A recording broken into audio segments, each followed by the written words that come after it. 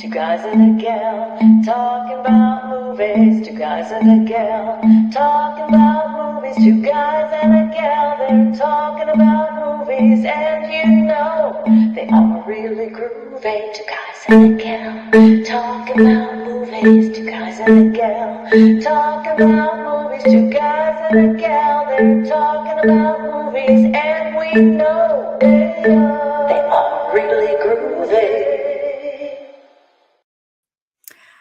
Good evening or good morning, wherever you are in the world, everyone, and welcome to Two Guys and a Gal. I'm your gal, talking about movies, and tonight it's going to be about Lauren Bacall, whom we all love. She was a true icon. I can't believe she's dead. I know she's been dead a while, but to say was in the past tense, I always remember her being around. So she was a true icon of the silver screen, embodying a captivating blend of glamour. She was like the most glamorous, I think, sophistication and strength. She definitely was not a wispy sort of wallflower. She embodied a lot of power. With her smoldering gaze and seductive voice, she redefined the role of the femme fatale and became a symbol of feminine allure and independence. Beyond her magnetic on-screen presence, Bacall was a versatile and talented actress who brought depth and nuance to her performances. Her life was a testament to the power of reinvention and determination as she evolved from a young model to a Hollywood legend and eventually a respected Broadway star. Even after her passing, Bacall's legacy continues to inspire and influence generations of actors and filmmakers alike, ensuring her place in the pantheon of Hollywood greats. And of course, when we think about her, we think about Bogey. She gave him his children, took care of him at the very end of his life. So she is somebody who, to me, exemplifies both this beautiful pillar of domesticity, actually, as well as the Hollywood glamour. So to talk more about Lauren Bacall, oh my gosh, she's so amazing. Let's bring on Manny Zamora and Rory with the popcorn. It is popcorn, right? Penland. Yeah. We have popcorn tonight, right? Yes. I'm still traumatized from the trail mix. No, I love trail mix, by the way. Oh, you never know. Sometimes I'll pull up some like crackers or something. Or some pretzels. Right, exactly. I always get so hungry whenever we do this show. So Manny, I'm so glad that you chose Lauren Bacall, of course. And I got to read her memoir not too long ago, I think last year, and listen to her audiobook, I think, with her, that voice. When we think of her, we think of that voice, right? What is Rory laughing about? What do you... Just in her later years, she had been smoking all of her life. So she was like sounding like Vincent Price at the end there. I know, but it was sexy, though. It was really sexy. It was very sexy. Travel. Yeah. Oh, yes. Nice to see you. Very, very smoky. Yeah, that's the smoky. Oh, wait, do you do a Lauren Bacall, Rory? Wait a minute. This seems like a breaking news. No. Yes, you do. You just did it. I just did it. You've just become a billion. You broke my arm. Wait, if we put her up there, and then if we do this, then she could talk to us. What would she say? You're doing a show about me. Why does it sound like, hold on, Manny, who does that sound like? That does not sound like Lauren Bacall. That sounds like somebody else. It sounds like somebody else, yeah. I've heard that voice before, but I'm not sure who it is. Actually, it sounds like that. Want to be loved. Is that so wrong? There you go. Who does it sound like, Manny? It's Harvey Firestein. Like Harvey. There you go. That's just. Oh my gosh, this is so funny. Oh my God, I gotta call my mother. Oh my goodness. Oh my goodness. Yeah. All right, so Manny, start us off here. It's so hard to really. What can you say about Lauren Bacall? She's like reshaped in all that we think about with culture and Hollywood and cinema. But let's try. Well, I think you pretty much covered it. I mean, she is, or was, unfortunately, she still is a Hollywood icon, a fashion icon as well. Yeah. And yes, she's probably also very well known as being Humphrey Bogart's companion and wife and caretaker there at the end Right. when he was uh, Yeah. shuffling off the mortal coil, as it were. Answer. Mm-hmm. Yeah. And it also, you talk about her voice. I think Lauren Bacall is the reason why I am so attracted to women with husky voices now. Oh Husker. no, are you serious? She did that for a lot. Yeah, she made that cool. She made that smoky voice. Yeah, she made that smoky voice. So when Catherine, the woman from Romancing the Nile and Romancing the Mhm. Stone and all Oh, those, Kathleen Turner. Kathleen Yeah. Turner came along, and she had that very similar voice. I'm like, oh, it's Lauren Bacall all over again. But anyway, that aside, my personal weirdness aside, yeah, Lauren Bacall is just a class act, definition of a class act, and for her starting off so young, starting off at like 18 or 19, Mhm. to have and have not, and then just going from there, and then becoming, Bogart's paramour and caretaker and all that, and yeah, growing into this icon. I mean, And this the mother of his beloved, children. She's the and the one mother of that his gave children, him of his course. children, which Yes, is so yes, great, right? yes, exactly. You raised So the kids.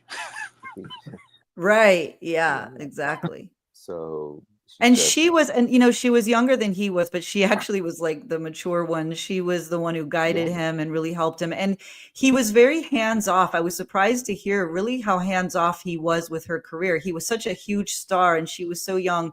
He Mhm, had an option to sort of manhandle or take over her career and he just didn't. She made her decisions. They were not codependent at all. They were both very two complete and individual people.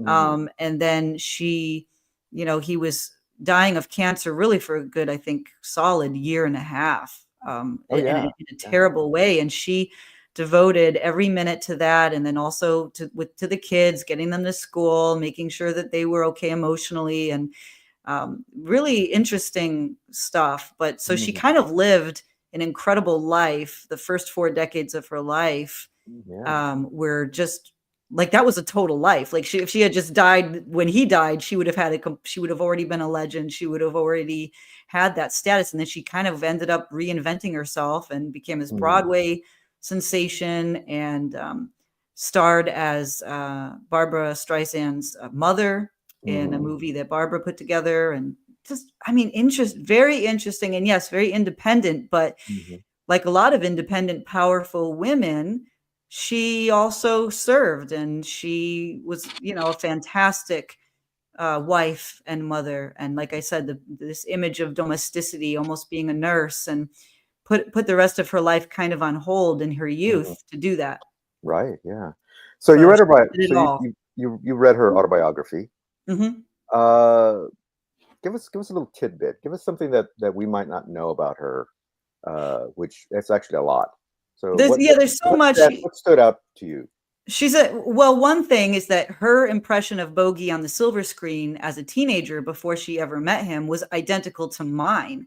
When she was in New York and growing up, and would see the Bogey movies, and she'd say, "Why are they saying he's a leading man? He's not good looking. He's not charismatic. He's not funny. He doesn't have any personality. He's kind of like this stodgy old guy who doesn't look good with this ruddy face." And that was her impression. And so at age 19, when she stars opposite him as his love interest, she's almost like she was impressed because it was Humphrey Bogart, but she had no idea it was going to turn into a romance. And she said, "Oh my gosh, off stage, he's totally different. He's funny. He's an iconoclast. He has a wry sense of humor. He is unpredictable. He's interesting, and he is very, very alluring." And so she fell madly in love with him and had no idea that she would. And I Mhm, thought that was really cool because I could relate to that. I'm always like, Bogey's not good looking. He's not enchanting. But she says you got to know him off stage there. And so I think that really stuck out to me, definitely. Yeah. Rory, what are yours? What's your impression of Lauren Bacall? A lot of what everybody has said already. She's got a kind of a sultry, smoldering quality in her early years, which she kept throughout her career. Um, the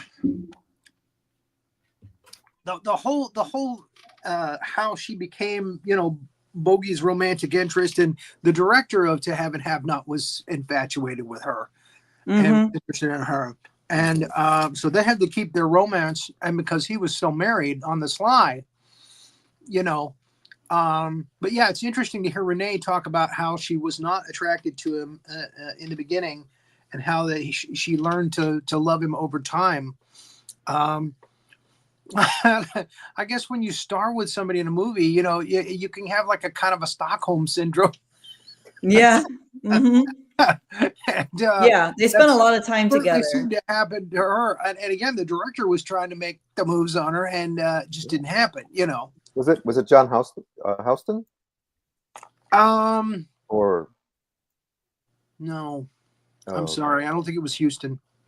I'm really bad with names, especially the directors. So yeah, it might have been another director who brought her to that movie. Okay. Mm-hmm. Yeah. And we think Bogey and Bacall, right? Right. And they only starred in 4 movies together. Wow, interesting. But it's so impressive, and there's a few couples or couplings that are going to live forever. Bogey and Bacall, Spencer Tracy and Hepburn, Fred Astaire and Ginger Rogers, Roy Rogers and Trigger, of course, Gable and Lombard. Gable and Lombard, exactly. Yeah. So with Lauren, Bogey and Bacall, it was because of that damn song. Now we can't get that song out of our head. Right? Yeah, Key Largo. Yeah. Well, like I said though, but so much of it is because they stood the test of time. They went through extreme stressors like him dying, also childbirth. They went through the quintessential family thing, and they did it when they were both stars. They got married when they were both stars. So they had the early incarnation of the paparazzi following them around, and they had to, dodge and weave over that. And he drank a lot. He was had an alcohol problem. She put up with a lot, and she was nobody's fool, and she was independent, but he put her on the back burner a lot as he was trying to figure out other things like his addiction, and he had a lot of things going on. So I always found, but in the end, the reason we remember them together is, again, she's the one who ensured his legacy with his family, his children, with his health. She's the one that stands by him when he's going through all of these rocky things. And she happens to be a star in her own right. And she didn't ride his coattails.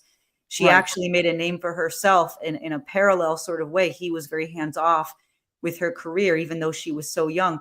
She's just an independent type of spirit. And she's somebody who really did things the way she wanted to do things, and took care of her family and held down the fort, and then had to, at a very early age, be a widow and this movie star, and then sort of like reinvent herself in her middle age, which back then, being like in your 40s, was not like it is now, especially for women.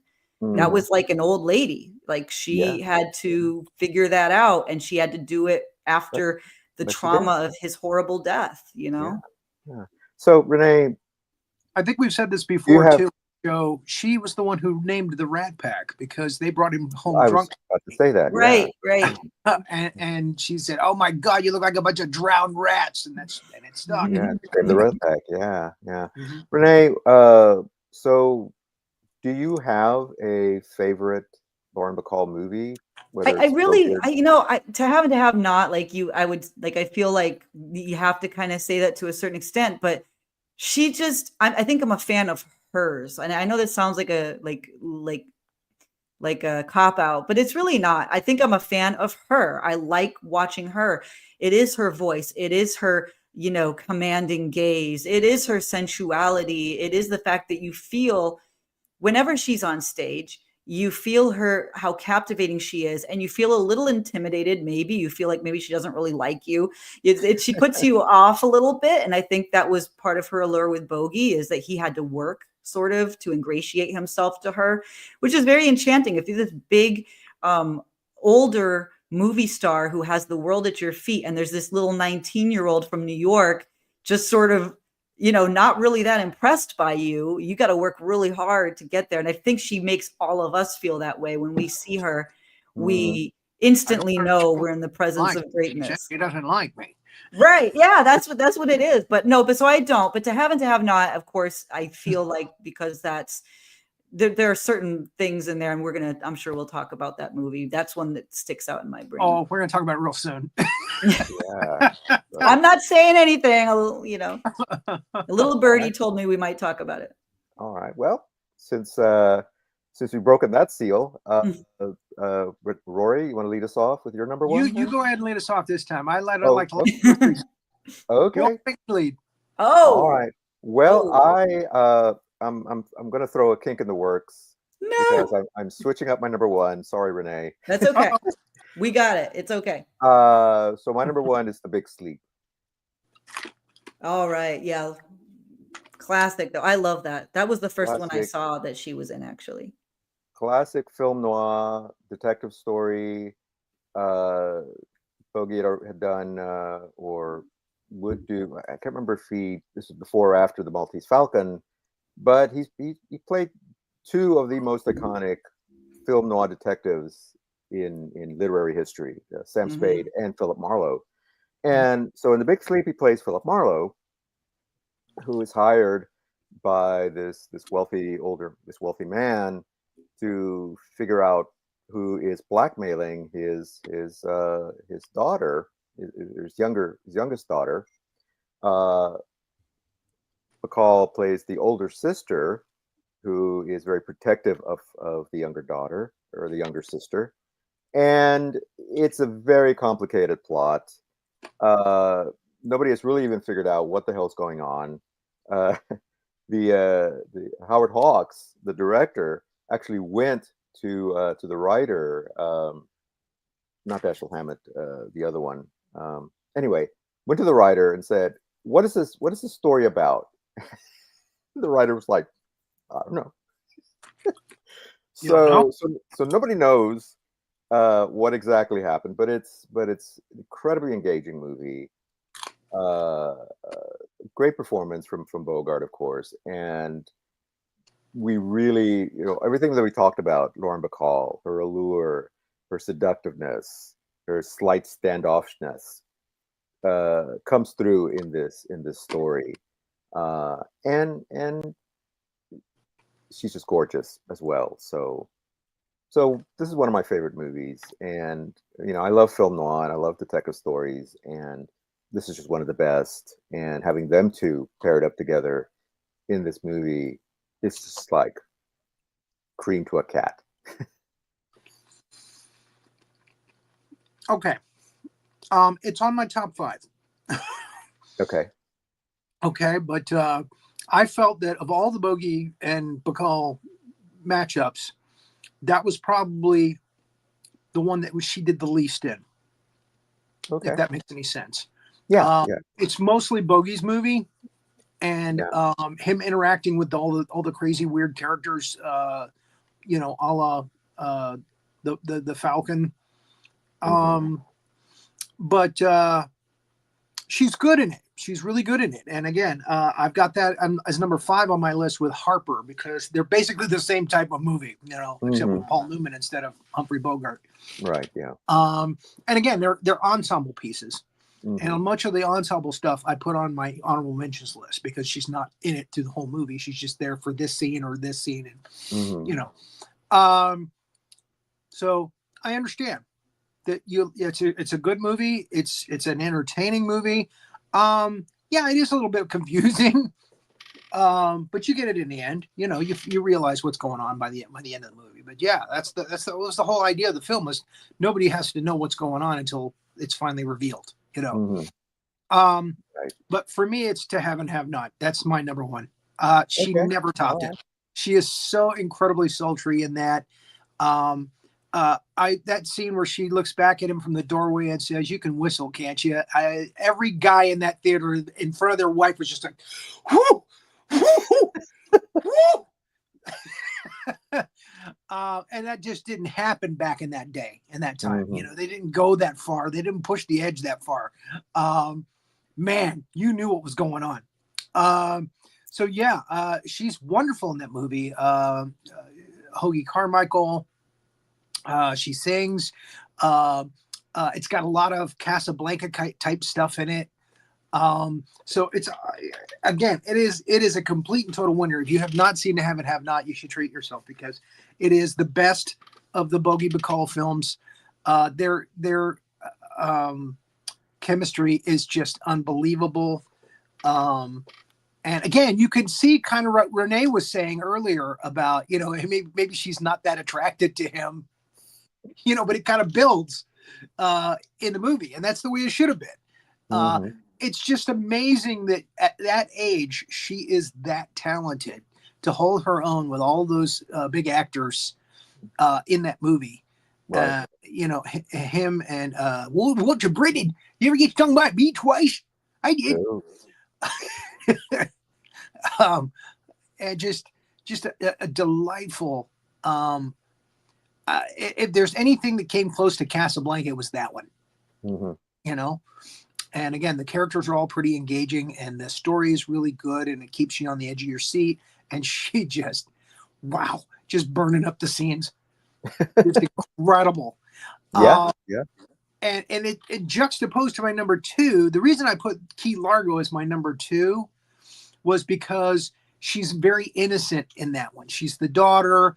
She plays very innocent. She plays a completely different character, but still, you can see, the attraction between her and Bogey and, but it's a much gentler, nicer, we're going to get married someday, that kind of thing. Mm-hmm. So it's a complete and total different kind of performance. And I really, really enjoyed that they flip-flopped it like that and made her completely different.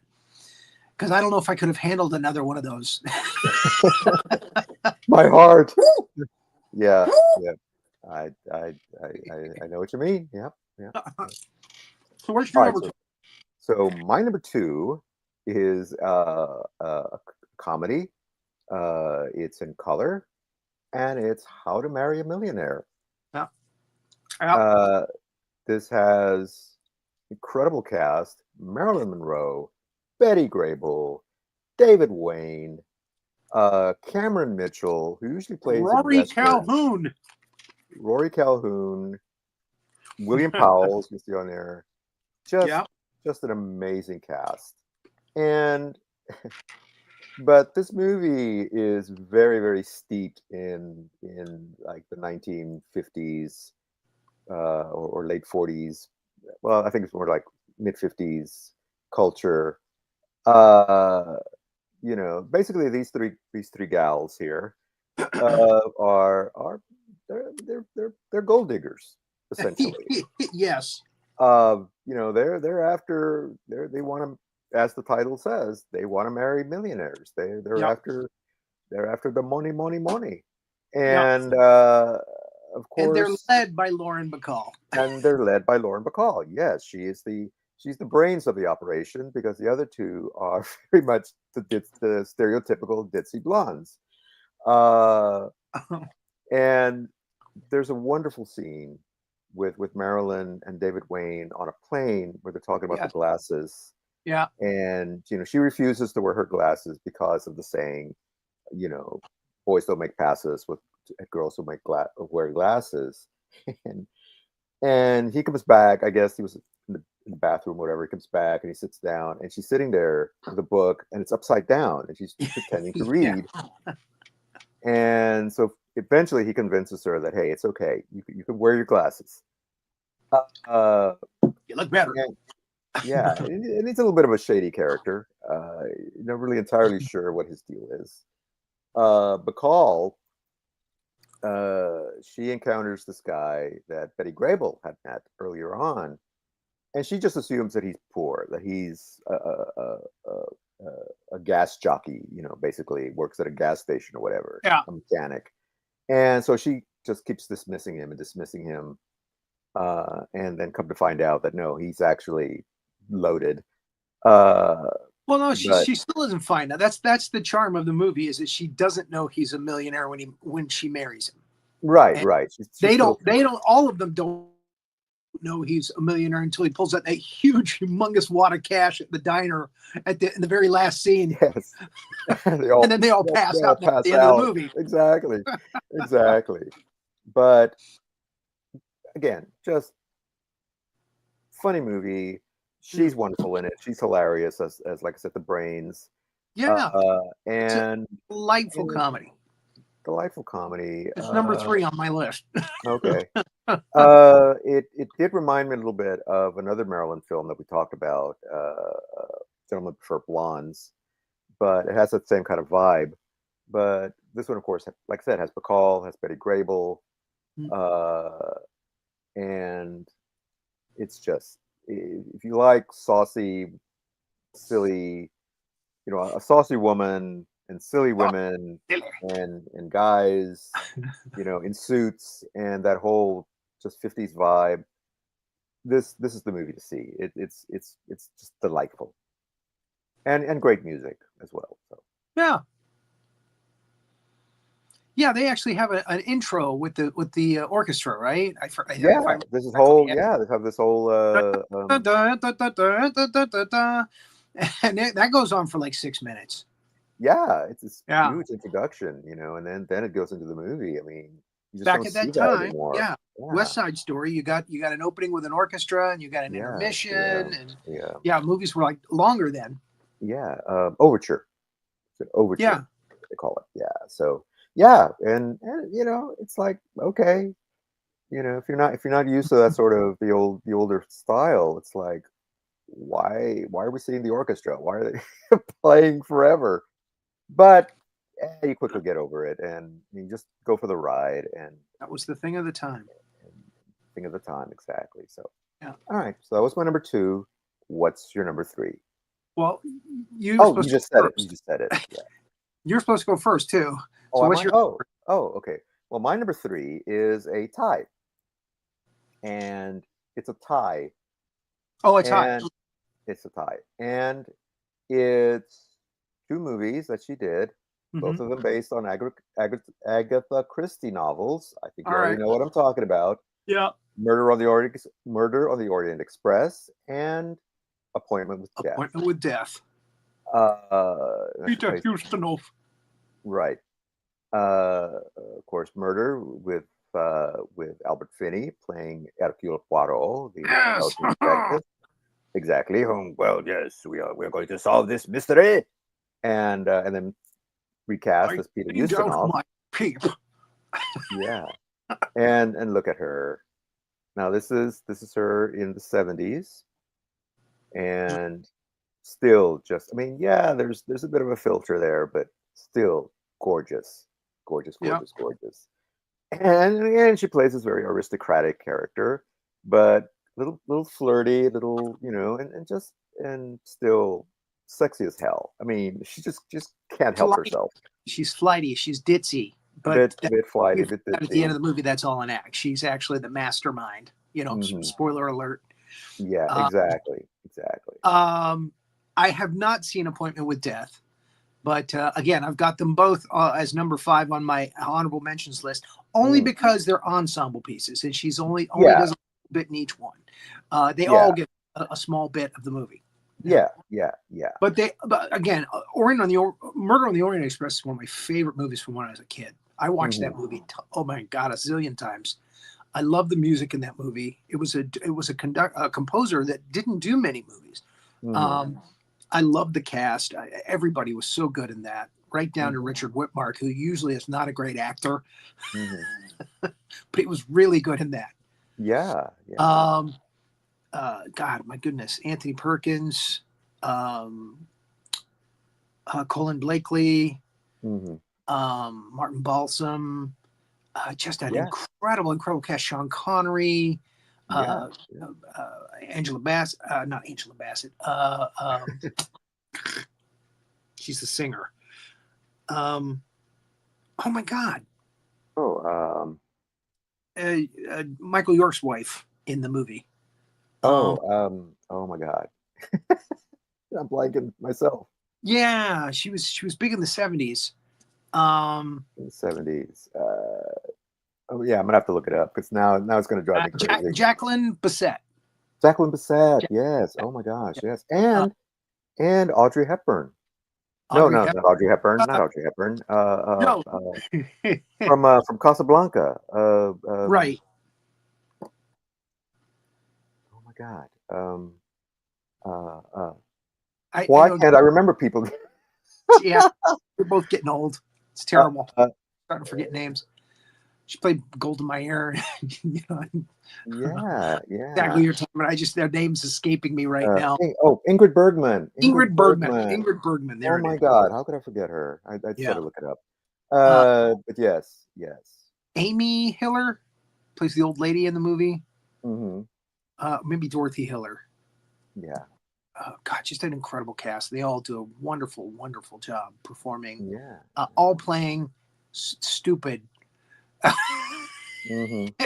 and again, we finally get the end of the movie. You realize, everybody was just lying. They were just acting. All of them. Yeah. Every one of them. And of course, Albert Finney. Just Finney. Unbelievable as Hercule Poirot. Probably the best version of him. Like Peter Ustinov, but I like Peter Ustinov too. But yeah, I'll tell you, David Suchet is my favorite though. Poirot. From the TV show. Yeah, right. Yeah. Oh, he was great. Oh yeah. But Finney just put up the scenery. Yeah. Yeah. Anyway, they're on my honorable mentions list. Yeah. I totally get why you would put that on your top 10 list or top 5 list because again, Murder on the Orient Express by itself is just a great movie. Yeah. An Appointment with Death. Now we talked about Peter Ustinov, Lauren Bacall's in it. It also has an incredible cast. There's Piper Laurie, Sir John Gielgud, Vanessa Seagrove, Carrie Fisher, a young Carrie Fisher, Haley Mills, David Soul. Just again, an amazing cast. Not as good as Orient Express, I'm afraid. Now, Murder on the Nile came out before that, right? Yeah. Death on the Nile. Death on the Nile. Yeah. But still, which and both Orient Express and Death on the Nile have been remade with Kenneth Branagh as Poirot. And he really went for the whole mustache game. Yes. But it's an important part of the character in the books. It is an important part of the character, yeah. So he kept faithful to that. But yeah, just good movies that had Tony Randall playing Poirot. I think it was called the ABC Murders. And I was like, I really want to see this. I really, really want to see this because I love Hercule Poirot and I really want to see it. And then I watched it and I was like, it was really not that good. I was really surprised at how not good it was. TV movie versions, yeah. It's like the Hound of the Baskervilles. Was that a TV movie? It was a TV movie, yeah. Oh, I didn't know. Correctly. If I remember correctly, I think it was. Maybe not. Well, that would explain a lot. But I think it was a TV movie. There's a one with Stuart Granger playing Sherlock Holmes. It's a Hound of the Baskervilles that is just so low budget and so terrible. Yeah.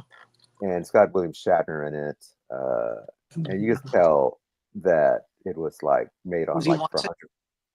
No, that would have been interesting, but no. Patrick McNee was Watson.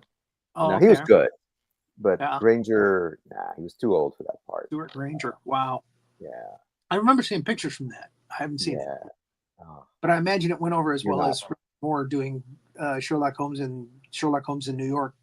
Yeah, which I had Patrick McNee in it as well. Patrick McNee, he's like the go-to English actor, I think, at the time. He's go-to Watson. Actually, and I gotta say, no, I did like that one. I did like Sherlock Holmes in New York a lot better than the other. Yeah, it felt more. And Roger Moore, I thought was a pretty decent Holmes. It wasn't bad. But it wasn't like Peter Cushing or No. Or Basil Rathbone even. It's just it just didn't quite get there for me. I But kept we seeing him digress. dressed We up as digress. Sherlock. Why is James Bond dressed up like Sherlock? I know, right?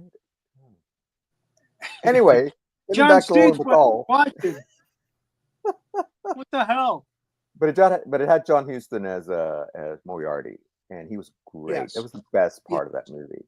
So, anyway, getting back to Lauren Bacall. Lauren Bacall.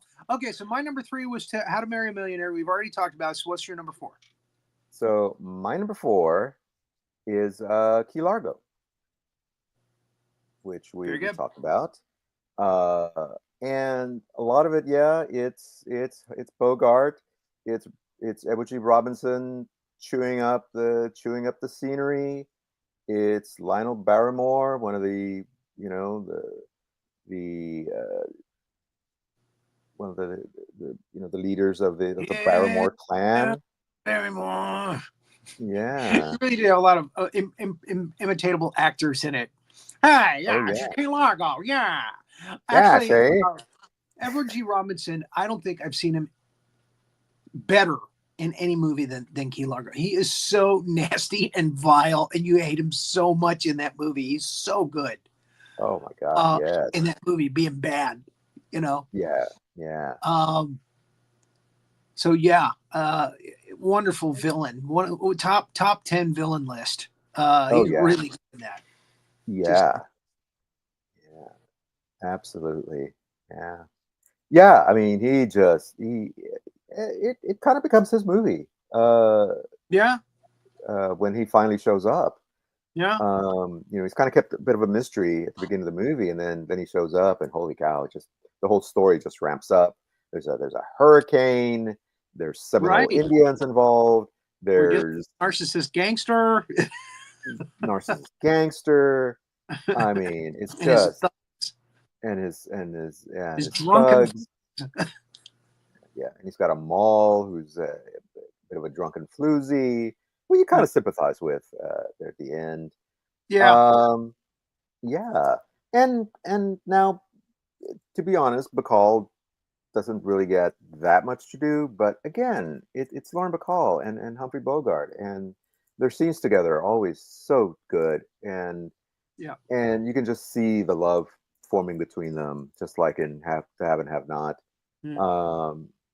But just the story overall, it's just so engaging. It's one of my favorites, and I watched it again recently, and I'm like, this.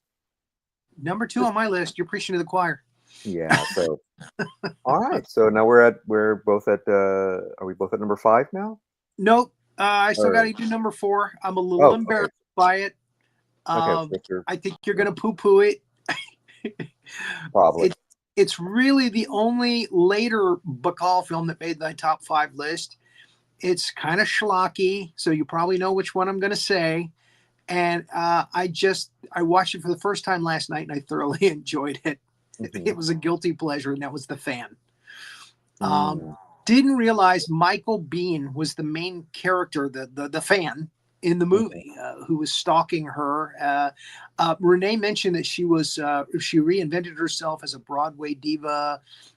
She is a Broadway diva, and and again, she's in the latter part of her career. She's made it's basically mirroring Bacall's life, and so it's very genuine, and you just feel it's very genuine. The way that people treat her, in the Broadway show that she's rehearsing for, that she's getting ready to do, and all the stuff that they show of him, being the fan who adores her, has adored her from when he was a kid. And he just wants her to, just kind of acknowledge him and give him, a photo that he wants. And Maureen Stapleton is in it as her personal assistant. And she kind of blows the guy off, and big mistake. And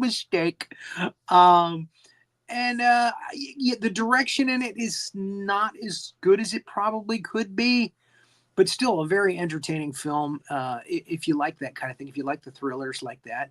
And I mean, who would go after Maureen Stapleton with a razor, a straight razor? So it's got its own special kind of charm. Mm, And the wow. way she stands up to him in the end, it's just her defiance in the end is just fantastic, just great. So you get an ending you just don't expect Hmm. because she's a class act, as we've said. Yeah. That's my number 4. Okay. All right. Well, I I I, I have to be honest. I hadn't seen it. Mm. Uh, I wasn't there. Isn't there a De Niro movie called The Fan also? Kind of I think so, similar theme. actually. See, And I think again, I you confused. get kind of Taxi Driver vibes in this one a little bit. They're kind of ripping off Taxi Driver because that Taxi Driver was like 76 or 77, and this was Yeah. 80. So this is when I was Okay. in high school. Okay. And again, Michael Biehn, would go on 2 or 3 years later to be, the first Kyle Termin- Reese in yeah. Terminator. Terminator. Yeah. Yeah, and just be doing all of James Cameron's movies. Yeah. And he would be in The Tombstone. Abyss, Aliens, The Abyss. Yeah. Tombstone. Yeah. Tombstone with as one of the bad guys with Val Kilmer and Yeah. God rest. Ringo. And Yeah. I'll be Yeah. I'll be a Huckleberry. Yeah. Yeah, I was going to mention that at the beginning of the show, and then it slipped my yeah, mind. we But lost Val yeah, this we week. lost Val. So We're gonna have to do a Val Kilmer show soon. we're gonna have to do a Val Kilmer show. Yeah, I don't want to do where it becomes just a tribute show as Ah, celebrities pass away. that's But the way it but is in yeah, China.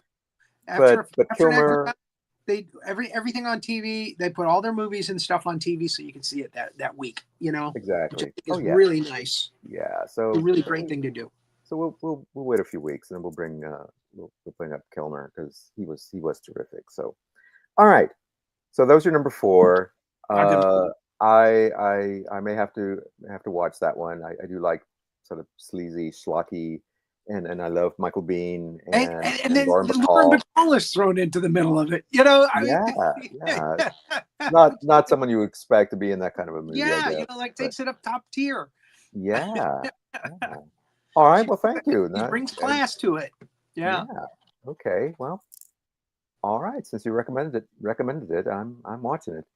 All right. So my By number the way, I 5. watched of Gene Hackman films this week that we talked about last week that I didn't get to see in time for the show. Okay. One was the Scarecrow, Mm-hmm. and the other one was the horse race.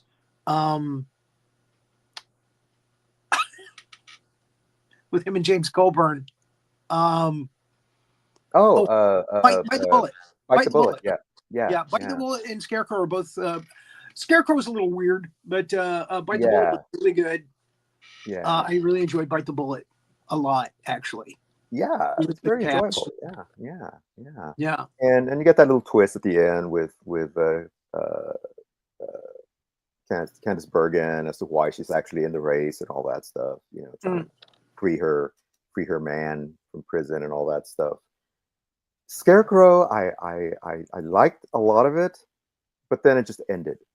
That's and the way the that I whole didn't film like. seemed to me. It was just like, okay, this is going somewhere, right? Yeah, and it doesn't. It just okay, ends. it's fun to watch him, Pacino act, Yeah. And then there it is. It's like, oh, okay, it was going nowhere. All right, fine. Yeah. Just a character study, I guess. Yeah, it's just a little weird little character study of these two guys on the road and hoboing it down the road. I mean, they both have plans and things they want to do. I think they wanted to do kind of a Midnight Cowboy. But yes, that's didn't you feel that way? Yeah, that's the vibe I got. It was kind of Dustin Hoffman is without kind of thing. Yeah, but without the X rating. So yeah. Anyway, yeah. All right, so number 5 on my list is another one of her later movies, and it's The Shootist with John Wayne, a Western. It made my honorable mentions list because I know she's in it, but I from my memory, I didn't watch it this week. From my memory, I've seen it a couple years ago. She doesn't really have a lot to do in it. She's in it maybe a couple scenes. Yeah, well, but she's yeah. I mean, it's mainly a John Wayne movie. John Wayne and again with Jimmy Stewart, you only just get the doctor scene, I think, right? Yeah. So and Ron Howard kind of running around as a teenager. Yeah, very young Ron Howard. Yeah, but I just no, her scenes with Wayne Mm, are really good, I think part of it is it reminded me of her and Bogey. because he has Uh, cancer. well, not just because of that, but yeah, I have a cancer. he has I he it's has advanced. yeah, and Well, fuck you.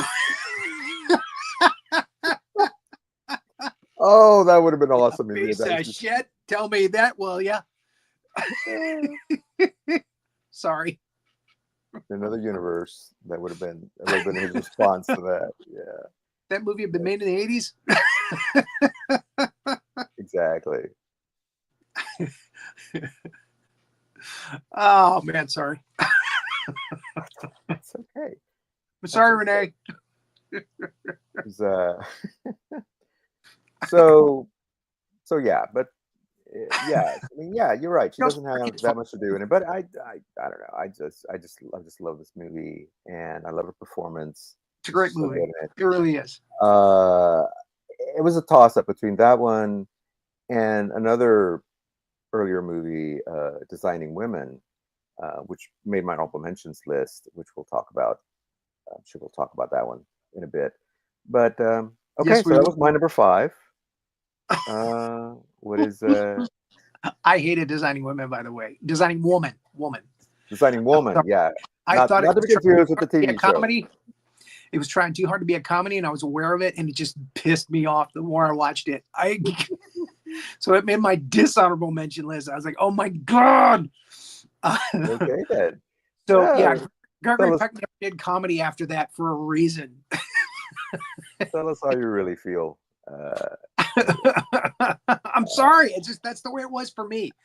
Okay, no problem. She's good in it. She's wonderful in it, but he's terrible at doing comedy. His timing is just terrible.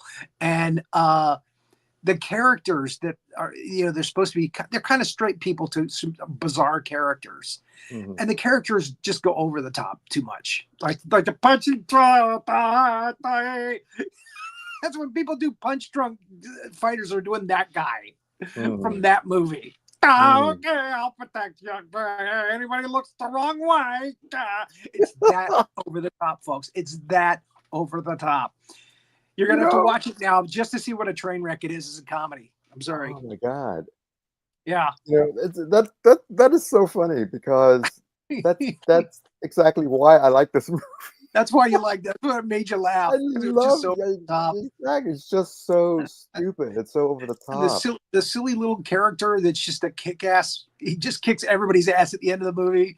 That was Yeah, amusing to me. That I yeah. found amusing. But So man, even Chuck Connors in it is as as a gangster. yeah, It's just so weird. yeah. But there it is. Anyway, Anyway, all right. sorry. So did you give us our number five? What was your number five? My number 5 was Big Sleep and Harper. Oh, okay. Oh, that's right. Harper. Yeah. Yeah, they're both noir films. Harper's more 60s noir, Right. Yeah.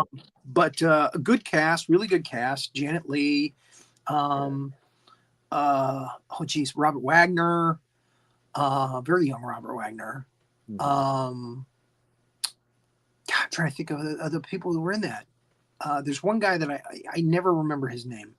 I want to say Arthur Hiller, but I don't think that's it. I think that's somebody else's name. Anyway, really good movie. One of oh, Jesus, one of Paul Newman's better performances. One of his better Mhm. films. Yeah. They said if it was a Paul Newman film that started with an H, that it was going to be a hit. Harper, Hud, all those films were real big hits for him at that time. Yeah, it's a good film. Big Yeah. Sleep, we talked about it. Bogey is at the top of his game in that. Mhm. He puts it all together, even though it's a very bizarre, strange set of circumstances. And Mhm. again, she's good in it, but you only see her for a few minutes in the film each. Like a few minutes here, a few minutes there. She's not in it for a lot. But every time she's on screen, though, I mean, Yeah, you are riveted to her. That, good. and I think that's even She's good. Yep. even with she's good. yeah, even with we talked about Shootist, and I mean, yeah, she's not in it very much, but again, it's Lauren Bacall. You can't help but see her.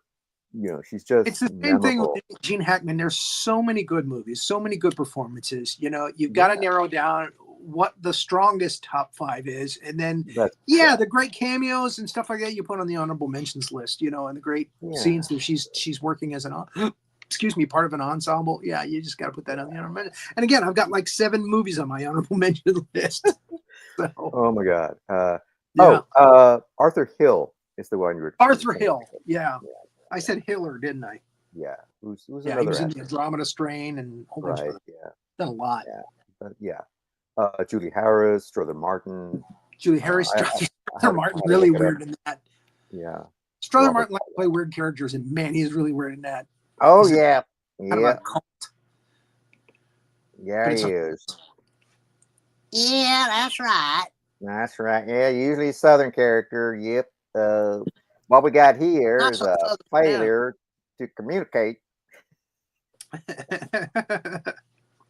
Still, like one of his most iconic roles. Oh yeah, with Cool Hand Luke, which had an H in it. Hand. That's right. And Paul Newman. Yeah. So they say that's actually the one where he broke that. That was actually the first huge hit that he had that didn't start with an H. Wow. So he kind of broke the trend with that. Broke the curse. And then of course Butch Cassidy and the Sundance Kid. Oh my God. Yeah. And the Sting. Yeah. And I'm surprised that Newman and Redford didn't do more movies after the Sting. I mean, they're so good together. Yeah. I mean, I absolutely hate that they didn't do a proper, well, I mean, they did a sequel to the Sting, but it wasn't Newman and Redford. But it was Jackie Gleason. And Mac Davis of all Mac people. Davis, the singer. I'm like, I was like, wait, where's Newman? Where's Redford? Why aren't they in this? But then again, you see the movie and it's like, oh well, yeah, they passed on the script because it was awful. Yeah. Who was the other one that played the Newman character? Mac Davis was supposed to be the Robert Redford character. Well, it was Jackie Gleason. No, I thought Jackie Gleason was the villain in that. No, he was taking over for. Or am I mistaken? You might be right. It might be Jackie Gleason that did that, and then they had another villain. I think so. Yeah. Oh man, because it wasn't Robert Shaw. No, Shaw. Which, yeah, I mean, they could have followed up on that story.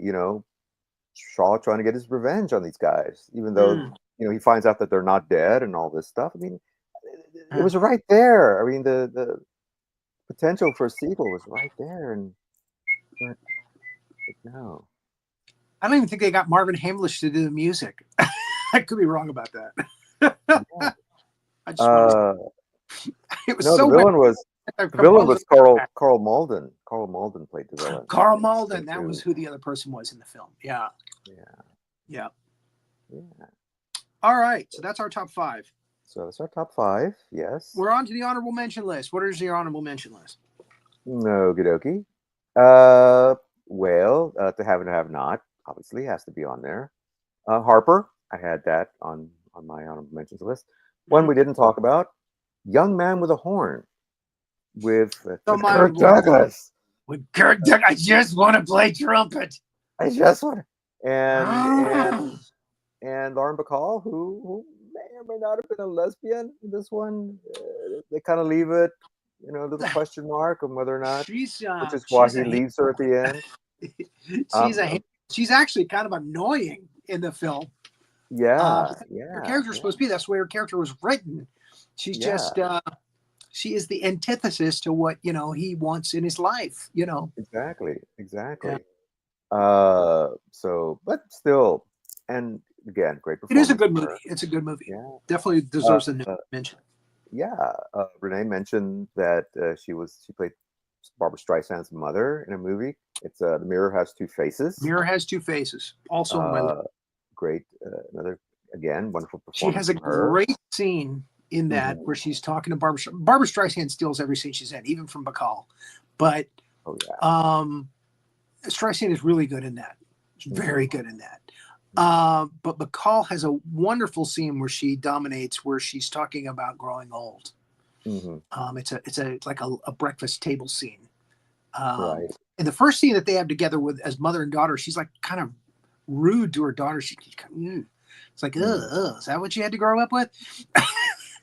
But then in the other scene, what I'm talking about, where she's talking about growing old and giving up a lot of things in life just to be a mother and all that, you kind of get it, and you feel sorry for her a little bit, and you see that Barbara gets it as her character. So that kind of makes it better. And it's a really good scene. It's just really good acting candy. It's really good scene to watch. Yeah. That's a good film. And you get Jeff Bridges too. And you get Jeff Bridges, right? Directed by Streisand. I think it was the first movie that she directed. So I mean, to wrangle that cast and get Lauren Bacall, to be in your movie. I mean, talk about a win. And I got to mention Misery. Even though she's not, I know she's not in it very long. But she plays James Caan's editor, publisher, but still, it's Lauren Bacall. That's all I got to say. It's Lauren Bacall. And anyway, so that's my list. It's a short list. I'm sure I could have put a lot more movies on there, and I know you have a lot more. So okay, well, right out of the gate, let's get rid of the cameos. Okay, the shootist, Ready to Wear, and Misery. She's not in those for a lot, but she definitely makes her presence known. We talk about Murder on the Orient Express and Appointment with Death. We talk about Young Man with a Horn, Mirror Has Two Faces, The Walker with pot smoker, Woody Harrelson. Woody Harrelson. It's his movie, but she's got a good portion of it, and she does a great job with what her character's supposed to portray. The Forger was a real surprise. I really didn't think I was going to like that movie. I thought it was a low budget, but it was really good. And she's really good in it. One of the kids that's in the Kat Everdeen films, the Hunger Games. Yeah. He plays this young teen boy who Alfred Molina takes under his wing. Alfred Molina is playing a master.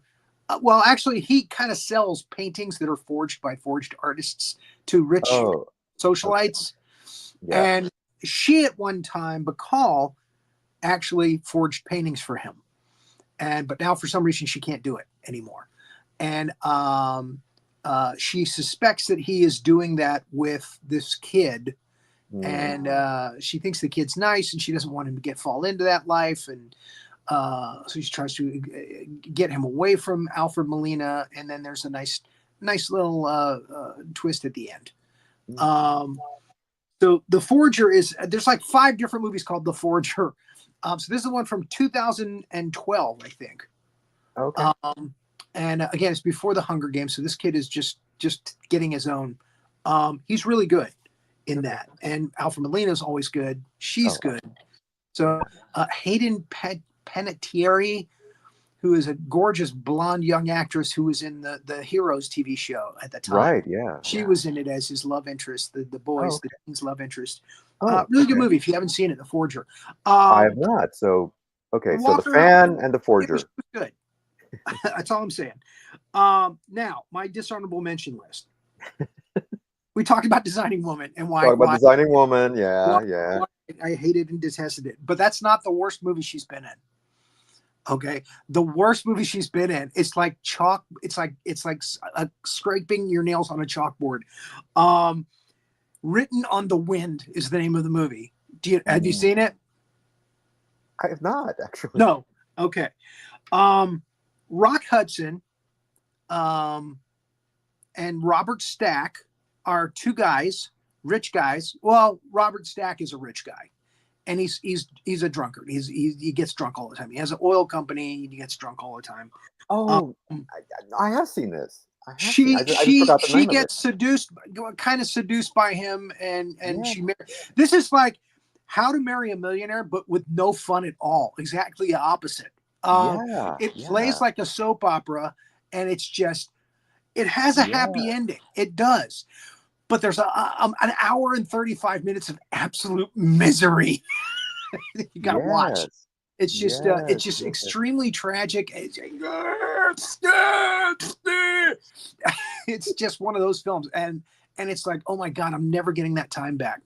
And it was just irritating, and his character, especially Robert Stack, he is just so annoying throughout the Yeah, film. And she yeah, marries him, and she's stuck with him, and she wants to be with Rock Hudson, and Rock Hudson's like Mr. Cool, and he's his best friend, and then they try to frame him for murder at the end of the film, and oh god, it's just one bad thing after the other, and finally, everything works out in the last like 2 minutes of the film, and I hate when they do that. So can we say tacked on Hollywood ending? it was just yeah. Yeah, I'm wondering if he went to jail in the book. They based it on a novel, I think. I don't know. I'm wondering if it just had a tragic ending to go along with a tragic, Probably.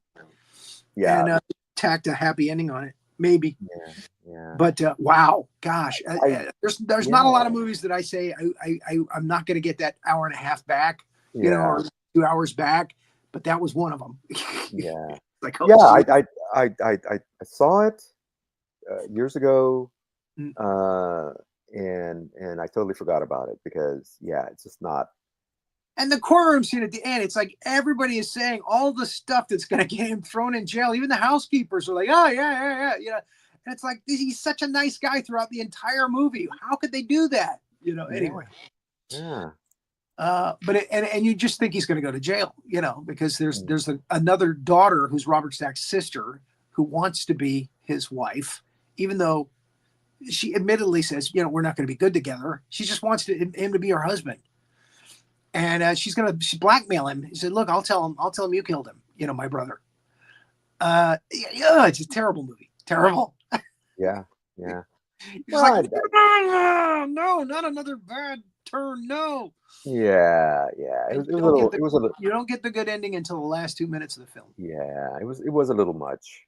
Yeah. It's a little much. Yeah. I think that's why I kind of forgot about it, But and when Robert Stack dies, I was so happy. I was like, okay, good. He's out of the way. Good. He was a drunkard. He was terrible. He's a woman abuser. Yeah, he just good. And he brought it on himself. But anyway, there it is. Yep. That's my dishonorable mention. Okie doke. Next week. Next week, we are doing a director. Okay. He's an Italian director. Hopefully one I know. I think so. A fellow by the name of Dario Argento. He is on the week that I'm going to be moving. You're going to make me work. I am. I'm going to make you work. But you like horror movies, right? Yeah, I've seen Suspiria. Well, that's probably the most famous one, but there's plenty of others. He actually did a movie with, I think it's John Carpenter, where they did 2 movies. Like, it's kind of an anthology type deal, called Two Evil Eyes, which is actually pretty good, and other movies as well. So next week it's going to be a splatter fest of horror. So if you like horror movies, didn't he do like Necromancer, or what was it, where the girl was having sex with dead bodies? Maybe. Okay. I ain't telling. No, All right. I'm not sure. There's 3 probably of the most famous ones. There's Argento, there's Lucio Fulci, and Mario Bava. But Argento is probably the best known of the 3 for doing what's known as giallo, or these horror movies. So Mm-hmm. I'm actually going to do Argento. And full disclosure, I was actually going to do. We were going to talk about Federico Fellini, but I realized I really haven't seen enough of his movies, so we're putting him off for a while. And I've seen more of Argento's movies, so. Mm-hmm. So. Yeah, he did Demons. I remember that one. Yeah. Okay. Yeah. The Birds of the Crystal Plumage is really good. Like I said, Two Evil Eyes, Suspiria. So we'll see. We'll see what our.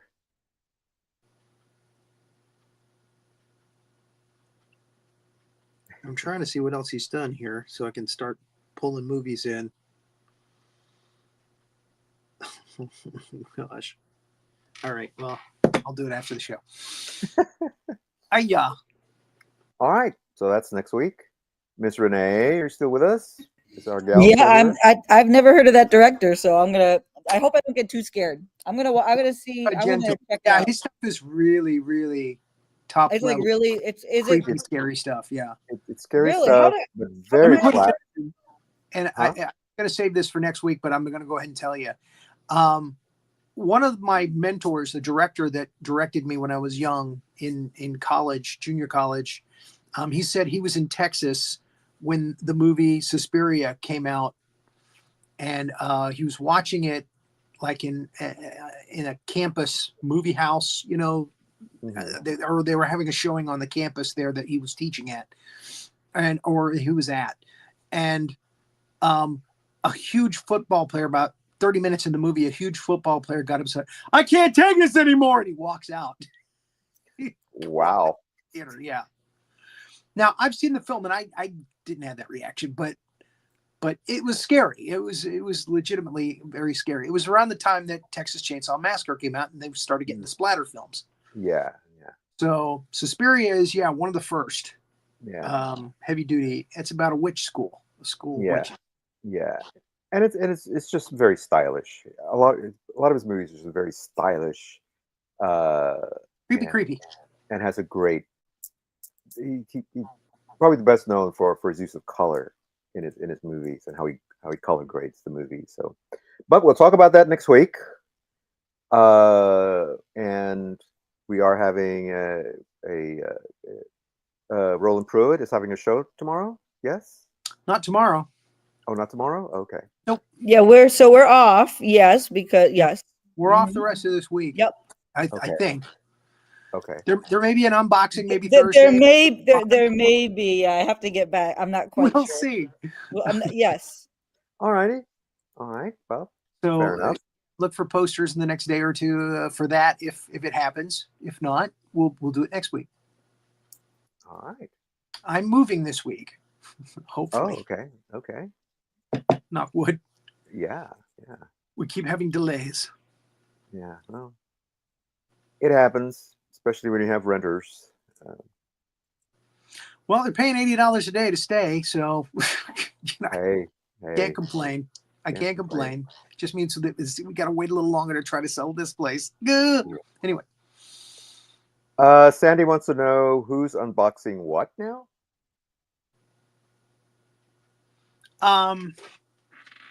You want to do a little sneak peek? Since you asked, I got these bad boys.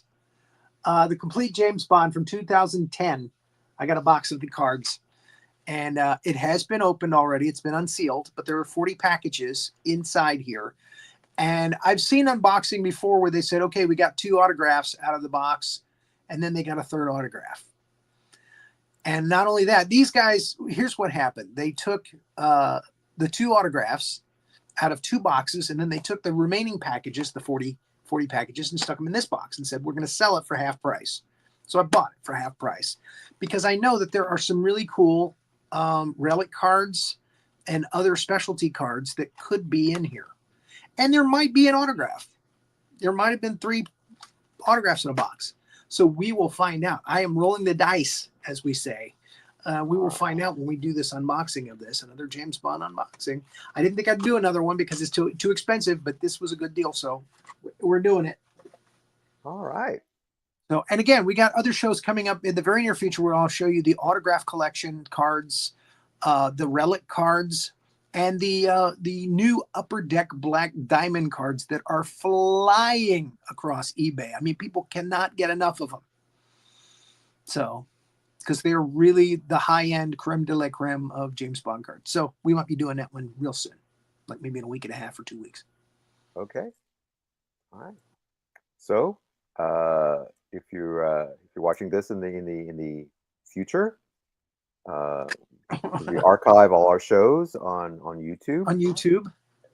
So if you missed if you missed us live, catch us on YouTube, and then you'll get to see Rory's 007 collection as well. And so until next week, take it easy, and we'll see you then.